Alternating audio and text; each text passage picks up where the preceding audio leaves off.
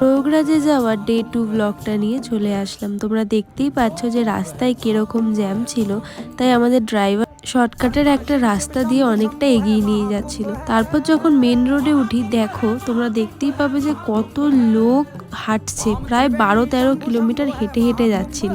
তারপর আমরা হোটেলে চেক ইন করে চলে যাই খেতে। তারপর আবার হোটেলে গিয়ে আমরা ড্রেস চেঞ্জ করে নতুন জামা পরে বেরিয়ে পড়ি সঙ্গমে যাওয়ার উদ্দেশ্যে। আমাদের হোটেল থেকে সঙ্গম ঘাটের ডিস্টেন্স হাইস্ট ছিল 2-3 কিলোমিটার। সবাই বলে যে প্রায় 12-13 কিলোমিটার হেঁটে সবাই সঙ্গম ঘাটে যায়। অ্যান্ড আমরা আসার আগেও জানতাম যে আমাদের অতটা হেঁটেই ঘাটে যেতে হবে, বাট কোইন্সিডেন্টলি কি হয়েছে জানো, আমরা ম্যাপ ফলো করে যাচ্ছিলাম, তো একটা রাস্তা কনজেস্টেড ছিল, ওই জন্য অন্য রাস্তা দিয়ে আমরা গেছি। তো সেই রাস্তাটা দিয়ে যাওয়ার পর আমরা সঙ্গম ঘাটের অনেকটাই কাছে একটা হোটেল পেয়েছি। যেহেতু আমরা তখন গঙ্গা স্নানে যাচ্ছিলাম, তাই জন্য প্রদীপটাও